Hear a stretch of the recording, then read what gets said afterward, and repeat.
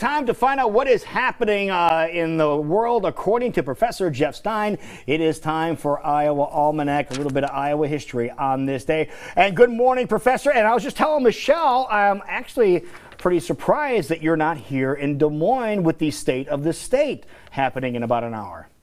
Well, somebody's got to be here in the radio studio pushing the button to put the governor on the radio in about an hour. Okay, so that's your job. Okay. That's it. The glory that comes with my position knows no bounds, and so I will literally be here pushing the button.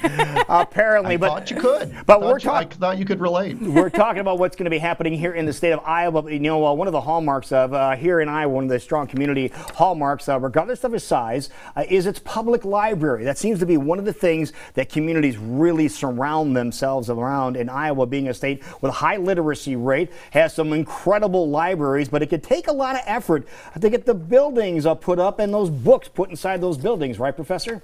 Absolutely right. And you know, when towns have been constructed or new ones are developed, you get the city hall, you get some of those government services, and one of those early services, of course, is a library. And the city of Fairfield in southeast Iowa has a long history when it comes to libraries. The first library there dates back to 1852. Iowa had barely been a state. Some of the town's prominent citizens at that time founded something they called the Jefferson County Library Association.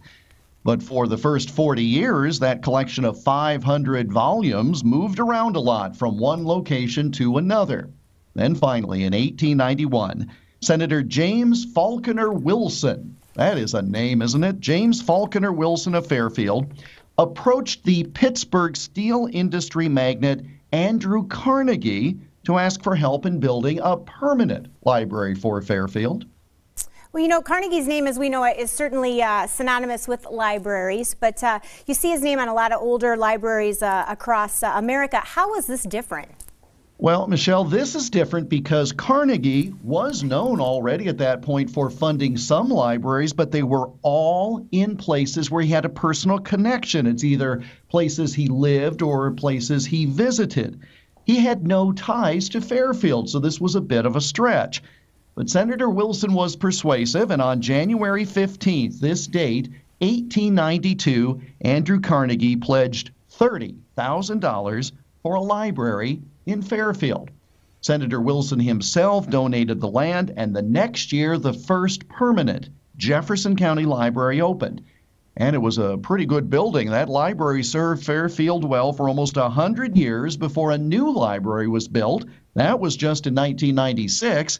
And that original building that Carnegie supported now is operated by Indian Hills Community College, so it still lives on. And the Fairfield Library was special, wasn't it? It was, Lou, because that gift to Fairfield was the first by Carnegie for a library west of Pittsburgh, which, by the way, wasn't called Pittsburgh then. It was called Allegheny City. Really? Imagine rooting for the Allegheny City Steelers. It doesn't have the same ring. But Allegheny, wasn't that an airline years ago? Allegheny Airlines? I think you're right. Yeah. And you hear Allegheny, I think is the name of a steel mill there still, or the river. But that gift was more than just here's your library to Fairfield. That opened it all up for Carnegie because he then used that experience, the broadening of his original mission, and it became one of the most remarkable charitable funding efforts ever. Listen to these numbers. Between 1892 and 1917, okay, so that's literally a quarter century, Carnegie provided grants for 1,689 public library buildings in the United States, costing $41.5 million. That's $41.5 million back then. Imagine how much money that is today. Wow. And Iowa cities took advantage of this. By 1918, Carnegie had provided funding for 97 out of the 136 public libraries in our state, well more than half. And Waterloo and Sioux City, in fact, each received 2 grants for libraries in their respective cities. No kidding, really? I mean, and this is a matter where, again, as you go to all of these towns, and it was that way when I lived in Marshalltown, you'd see the library and it would have Carnegie's name on it. This is part of the story because worldwide, That massive Carnegie Library project supported more than 2,800 libraries. But where was the very first? Fairfield.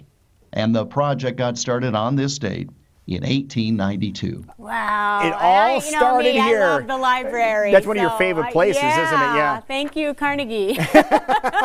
Definitely. Yeah. Those are some impressive numbers. I can't believe we have so many libraries here in the state that have Carnegie's name on them.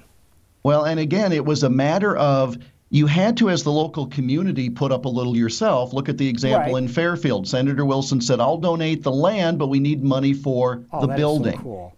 And again, this is why they all are of that same vintage, right? 100 years or a little more old, because that's when the funding was going on. But when you think about the fact, and again, every community has a wonderful public library. I have the great opportunity to give presentations, often in small town libraries on a weeknight or a Saturday morning. And they are just the hubs of their community. They are really forward thinking. And again, to have that network all started from a guy from out of town who took a chance in Iowa. And when it worked here, he then took it around the world. What a great thing. That's a great story. If it can work in Iowa, it can work anywhere. Right? You know what they say? Right. Something like that. And people only thought Carnegie had a hall. A lot more than that. A lot more than just a hall. All right, people want to go and check some of the details you talked about here this morning, Professor. How can they go about doing that? And people thought all Carnegie had was a hall. Okay, Iowa Almanac. Go ahead. You're full of good stuff. Go ahead and use that if you want, Jeff, okay?